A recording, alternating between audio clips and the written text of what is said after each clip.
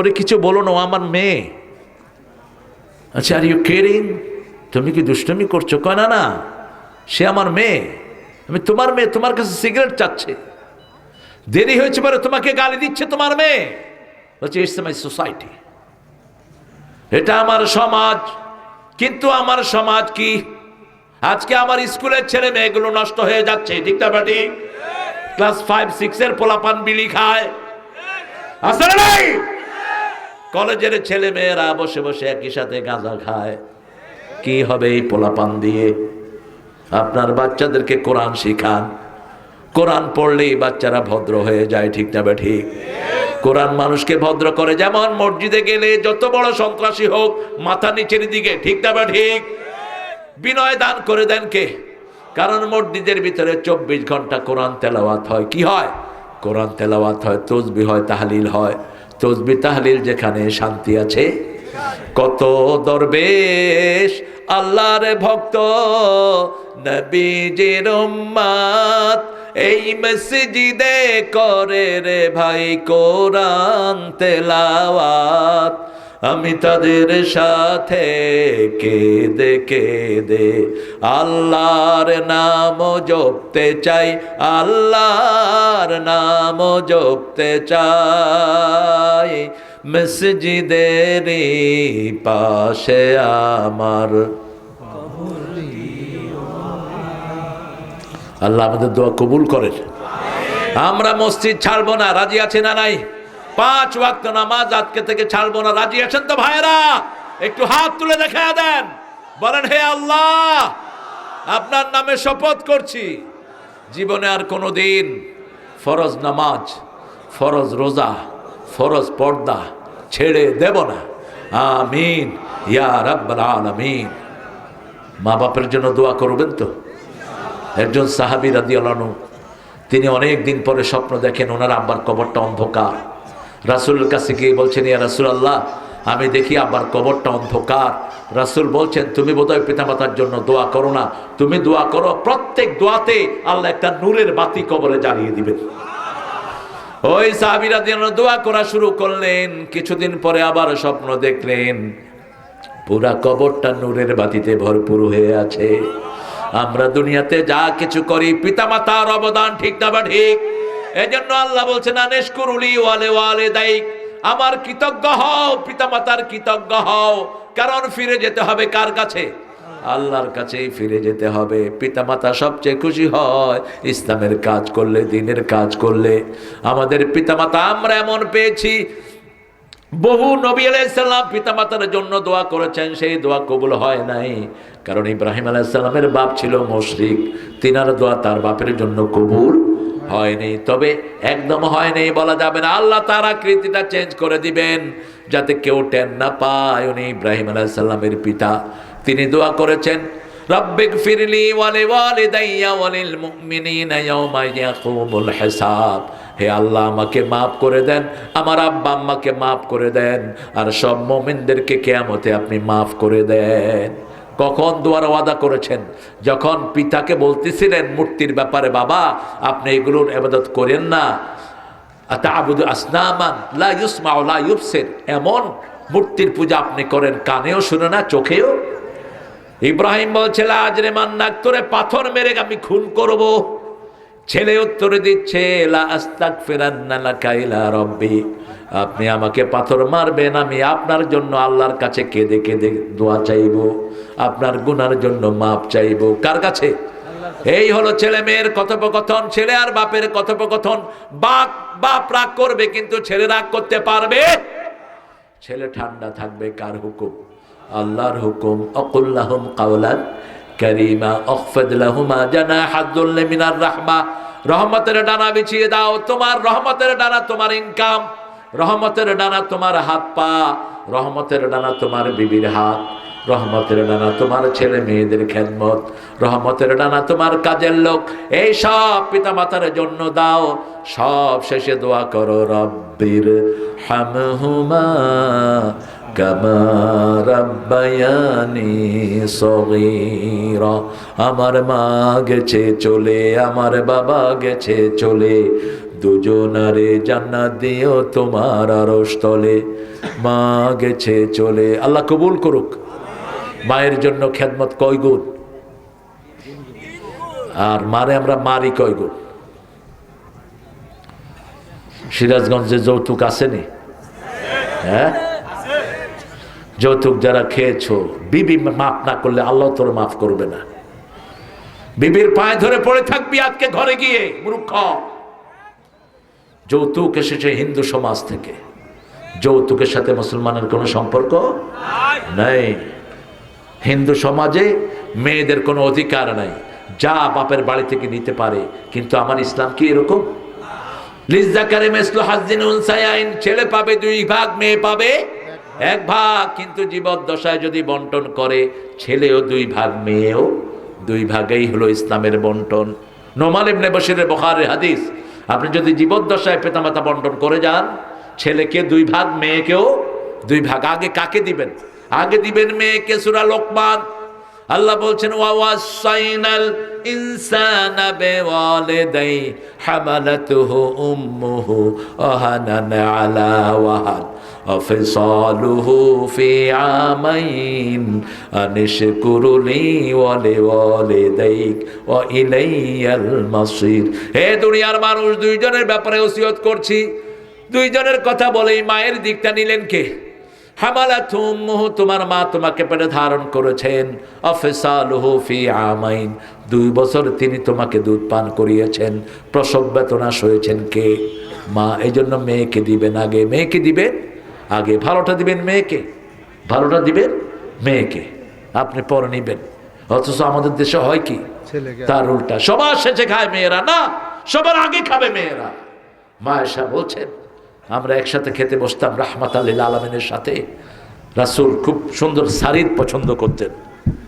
প্রথম লোকমাটা নিয়েই রাসূল আমার মুখে দিয়ে দিতেন। সুবহানাল্লাহ বলবেন না? কারণ কষ্ট বেশি মায়ের, ঠিক না ঠিক? কত কষ্ট মায়েরা করে আমরা কল্পনাও করতে পারি না। একটা বাচ্চা যখন পেটে আসে, 10 মাস 10 দিন মায়ের খাওয়া হারাম, ঘুম হারাম, ঠিক না ঠিক? খেতে বসে বাচ্চা পেটে লাথি মারে, খাওয়া বমি করে দেয়। রাতের বেলায় ঘুমাতে যায়, আবার পেটে লাথি মারে, আবার ঘুম থেকে উঠে যায়। আল্লামা সাইদি বলেছিলেন, পুরুষের পেটে যদি সন্তান দেওয়ার কোনো নিয়ম থাকতো, হওয়ার সময় আষাঢ় মেরে মেরে ফেলতো। কত পেটে এত লাফালাফি করছিলি কেন? আমাদের যে মেজাজ, ঠিক না ঠিক? যে মেজাজ আমাদের, বাচ্চাকে একটু সাজায় দেয়, বাচ্চা পেশাব করলে এই সরাও, তোমার বাচ্চা মুইতা দিছে। এখন তোমার না বাচ্চা, তুমি কেন পেশাব সাফ করো না? রাসূলের দিকে তাকিয়ে দেখো, হাসান হোসাইন 2 নাতি রাসূলের কোলে বড় হয়েছেন। রাসূল ঘরে গিয়ে 2 নাতিকে ডেকে নিতেন, নিজের বুকে গোসল করাতেন, সাজিয়ে দিতেন, 2 নাতিকে নিয়ে আদর আহ্লাদ করতেন। 2 নাতির শরীর থেকে ঘ্রাণ নিতেন রাহমাতাল লিল আলামিন। ওমর ফারুক একদিন এসে দেখে রাসূল ঘোড়া সেজেছেন, পিঠের উপর বসে আছেন হোসাইন, পিছের থেকে হাসান হাট হাট করছে। ওমর ফারুক বলছে, কেঁদে দিলেন তিনি, ও হাসান হোসাইন, দুনিয়া আখিরাতের শ্রেষ্ঠ বাহন আল্লাহ তোমাদেরকে দান করেছেন। এবার রাসূল বললেন, বাহনই শ্রেষ্ঠ নয়, বাহককেও আল্লাহ শ্রেষ্ঠ বানিয়ে দিয়েছে। কি নিয়ামত! ওমান আহসানু কাওলাম মিম্মান দাআ ইলাল্লাহ ওয়া আমিলা সলিহা। সবচেয়ে সুন্দর কাজ করার জন্য আমাদেরকে দুনিয়ায় পাঠিয়েছেন কে? আমরা বললাম আল্লাহ, কি কাজ করব? আল্লাহ বলছেন সূরা ফুসসিলাত, হামিম, সাজদা অথবা ফুসসিলাতের ভিতরে, ইদফা বিল্লাতি হিয়া আহসান ফাইদাল্লাযী বাইনাকা ওয়া বাইনাহু আদাওয়া কান্নাহু ওয়ালিয়ুন হামিম। আপনার সাথে কারো ঠেলাঠেলি হলো, আপনি যদি আগে সালাম দেন, তাকে আপনার প্রাণের বন্ধু বানায়া দিবেন কে? একজন মুরব্বির সাথে ধাক্কা খেলেন, আপনার সাথে সাথে বললেন, চাচা আমাকে মাফ করে দেন, মুরব্বি খুশি হবে না বেজার? খুশি হবে। আর আপনি যদি বলেন, ওই বুড়া চোখে দেখোস না, সে কেবল তুই দেখোস না, কিলে কিলে আসে না নাই মুহূর্তের মধ্যে। দেখেন, ইদফা বিল্লাতি হিয়া আহসান। রাসূল সাল্লাল্লাহু আলাইহি সাল্লামকে নিয়ে বেঁধে রেখেছে এক ইহুদি। 1 মাসের জন্য কিছু টাকা রাসূল ধার এনেছেন। কয় মাস?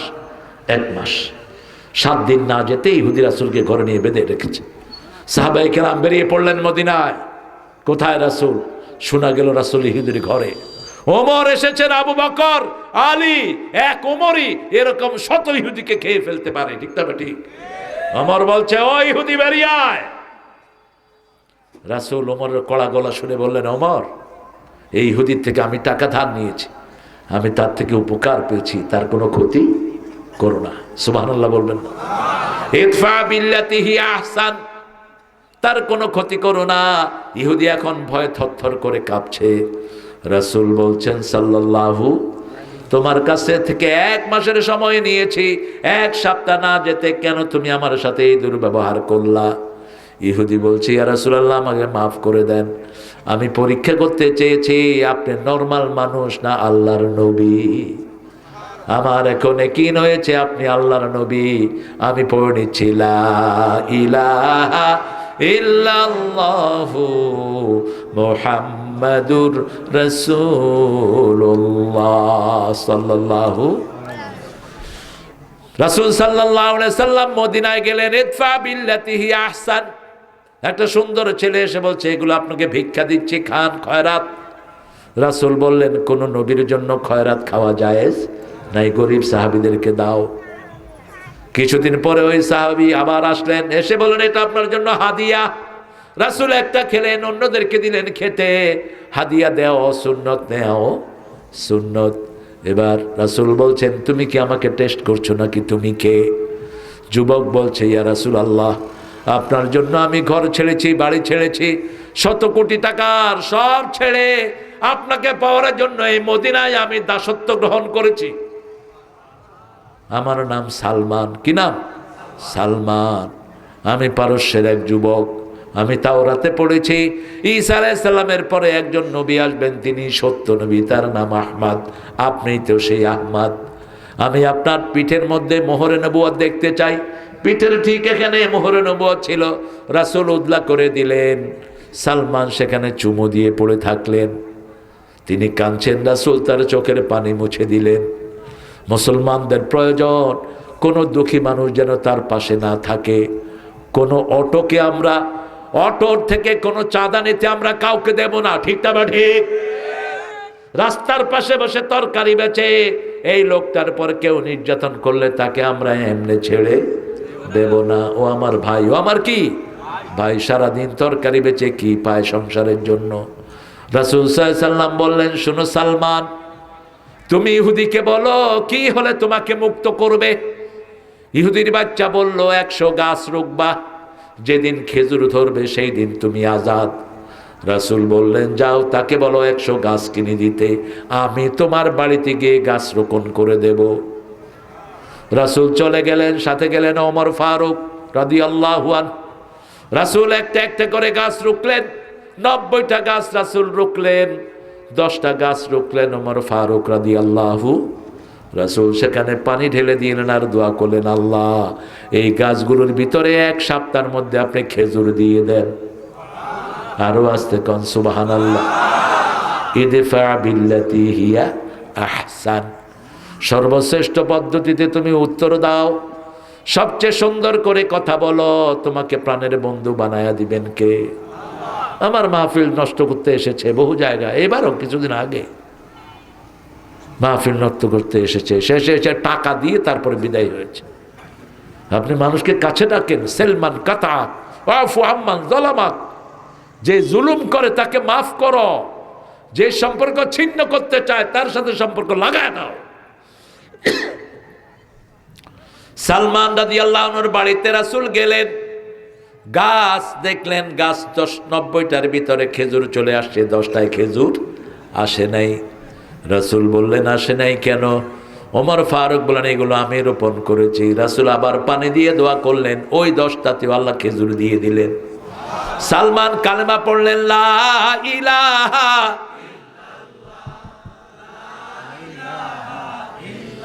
লা ইলাহা ইল্লাল্লাহু মুহাম্মাদুর রাসূলুল্লাহ সাল্লাল্লাহু।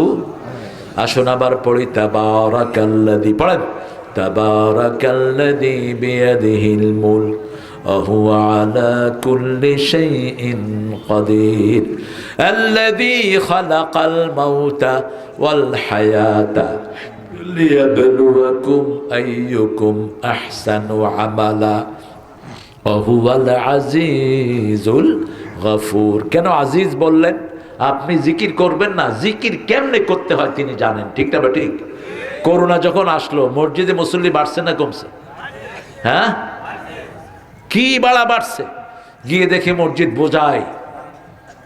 কইলাম কিরে তোরা মসজিদে কেলা? কয় করোনা হান্দাইছে, জানেন না?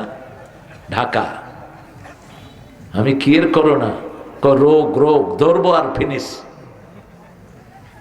কি রমরমা, মসজিদে ভর্তি লোক। এখনো সামনে যদি বিপদ আসে আল্লাহ ছাড়া কোনো উপায়। ভূমিকম্প আসবে একটার পর একটা।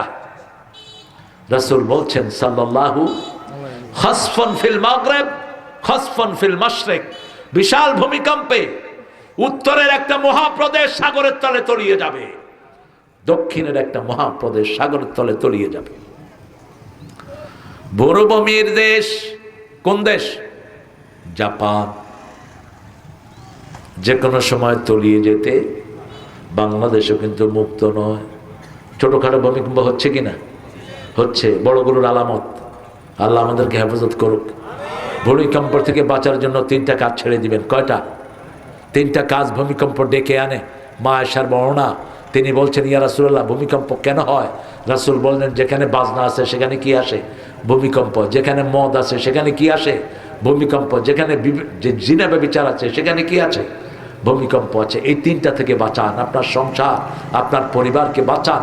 তাহলে ভূমিকম্প থেকে বাঁচিয়ে দিবেন কে? আল্লাহ রাব্বুল আলামিন বাঁচিয়ে দিবেন, তিনি আজিজ। টার্কিতে মাত্র 27 সেকেন্ডের ভূমিকম্প হলো, অথবা 40 সেকেন্ডের ভূমিকম্প, কয়েক লক্ষ বাড়ি ভেঙে শেষ। কি শক্তিশালী তিনি, আল্লাহু আকবার। কি শক্তিশালী তিনি, মুহূর্তের মধ্যে দেশের প্রেক্ষাপট পরিবর্তন। আমরা যদি তার কথা মেনে ঝগড়াঝাটি না করে আমাদের দেশটাকে আরো সুন্দর করে দিবেন কে?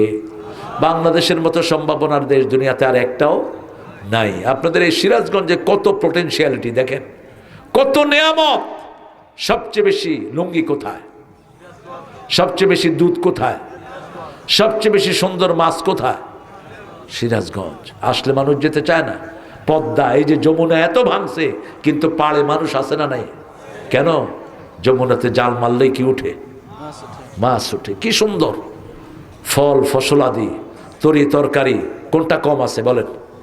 সিরাজগঞ্জে ভরপুর, প্রত্যেক জেলা ভরপুর। আপনি খেয়াল করে দেখেন যতগুলো জেলায়। কালকে যশোর ছিলাম আমি, আমার গাড়ির পিছনে ওই যে ক্ষেত থেকে কফি, শালগোপ, আরও কি কি উঠায় দিছে চাষিরা। কি সমৃদ্ধ আমার দেশ। শুধু একটা জিনিসের প্রয়োজন, আল্লাহর প্রিয় লোক দরকার, ঠিক না ঠিক? আল্লাহকে ভালোবাসার লোক দরকার। আমরা সেই লোক হতে রাজি আছি তো? সালের বান্দা দরকার। কি বান্দা? সালে বান্দা। ওই যে নূহ আলাইহিস সালামের ছেলে নৌকায় ওঠে নাই, আল্লাহ বলেছেন রাজুলুন গায়রে সালেহ, রাজুলুন আমালুন গায়রে সালেহ। তার আমল সৎ ছিল না। তার আমল কি ছিল না? সৎ ছিল না। এই জন্য আমরা সৎ মানুষ হতে চাই, আমরা নেককার হতে চাই, ঠিক না ঠিক? ঈমান আর নামাজ পড়বো, আমাদের সব ব্যবস্থা করে দিবেন কে? সূরা আরাফের 96 নম্বর আয়াতে আল্লাহ বলছেন আলাউ আন্না আহলাল কুরা আমানু ওয়াত্তাকাউ লাফাতাহনা আলাইহিম বারাকাতিম মিনাস সামাই ওয়াল আরদ। যদি কোনো এলাকার লোক আমি আল্লাহর উপর ঈমান এনে আমাকে ভয় করে, আমি আকাশ জমিনের সব বরকতের দুয়ার তাদের জন্য খুলে দেই। এই সিরাজগঞ্জে আমি এমন লোক পেয়েছি, যমুনার ভাঙনে বাড়িঘর ভেঙে গেছে, ভাঙা ঘরের ভিতরে তিনি কোরআন পড়াচ্ছেন। আমি বললাম বাবা আপনার ঘর কই? তিনি বলছেন নিচে যে আল্লাহ দিবে না। এই পাগলকে আল্লাহ কখনো বঞ্চিত করবেন না, সব সময় কার উপর খুশি। দুঃখে থাকি, সুখে থাকি, 5 ওয়াক্ত নামাজ পড়বো তো দৈনিক 12 রাকাত সুন্নত যে পড়বে, রাসূল বলছেন সে এইভাবে আমার সাথে জান্নাতে থাকবে। 12 রাকাত সুন্নত। সুন্নতগুলো কি লাভ হয়? ফরজগুলোতে কোনো ত্রুটি থাকলে সুন্নতগুলো দিয়ে সেটা মেকআপ করে দেন কে? এই জন্য সুযোগ পেলেই নফল পড়বো। নফল পড়তে পড়তে মানুষের হাত আল্লাহর হাত হয়ে যায়। মানুষ যখন কথা বলে সেই কথা কবুল করে নেন কে? যেমন দেখেন আল্লামা সাঈদী কথা বলেছেন, আমরা আছি গাছের গোড়ায়, তোমরা আছো আগায়, বেশি তেড়িবিড়ি করবা ঝাঁকি দিব, মামু বাড়ি দিল্লি গিয়া পড়বা। বলছেন না, বলছেন না? এমন একটা সময় আসবে উন্দিরের গর্ত তালাশ করে পাবে না। ঠিক না ঠিক? একদম। আরো বলছেন আপনাদের এদিকে বগুড়ার একটা মাহফিলে তিনি বলছেন, আমাকে যদি কেউ মেরে ফেলে 1 বছর যাবে না, ওই দলকে আল্লাহ বাংলাদেশ থেকে নিশ্চিহ্ন করে দিবেন। 14ই আগস্ট তাকে বিষ প্রয়োগে হত্যা করা হলো। 5ই আগস্ট পুরা দল সহ দেশ থেকে বাইর হয়ে গেল। ঠিক না ঠিক? আমরা কখনো চিন্তা করেছি এরা বেরিয়ে যাবে? আপনাদের এই এলাকায় সবচেয়ে পয়সাওয়ালা ছিল তো তারাই। ঠিক না ঠিক? সবখানে তাদের দাপট। বেলকুচিতে কত বিশাল বিশাল বাড়ি পড়ে আছে, কিন্তু থাকার কোনো লোক। ঢাকা শহর গণভবনের দিকে এখন কুত্তাও মুখ দেয় না, দেখলেই ভয় লাগে। হারুন্যার 12টা বাড়ি উত্তরায় পড়ে আছে, থাকার কোনো মানুষ নাই। বিভিন্ন জায়গায় পড়ে আছে, সব সম্পদের জায়গায় সম্পদ পড়ে আছে। এই জন্য হারাম আছে যেখানে আরাম নাই, হালাল আছে যেখানে বরকত আছে, সেখানে আমরা আল্লাহর খুশির জন্য কাজ করব। কাউকে কষ্ট দেব না। আমার পাশে যে মানুষটি আছে হক সের বেনামাজি, তার খাওয়া আছে কিনা সেই খবর আমি নিব। এটা নেয়ার দায়িত্ব আমার। ঠিক না ঠিক? রাসূল বলছেন, মান আশবা নাফসাহু জারহু যায় লাইসা মুমিন। যে পেট পুরে খায় তার প্রতিবেশী অভুক্ত থাকে, সেই কখনো মুমিন হইতে পারে না। আপনি খবর দিবেন আপনার প্রতিবেশীর। আল্লাহর কাছে তৌফিক চাচ্ছি, আল্লাহ যেন সূরা মুলকের উপর আমল করার তৌফিক আমাদেরকে দান করেন। চিৎকার করে বলেন আমিন। পড়েন সুবহানাকা আল্লাহুম্মা ওয়া বিহামদিক আশহাদু আল লা ইলাহা ইল্লা আনতা আস্তাগফিরুকা ওয়া আতুবু ইলাইক। রাজু কোথায়?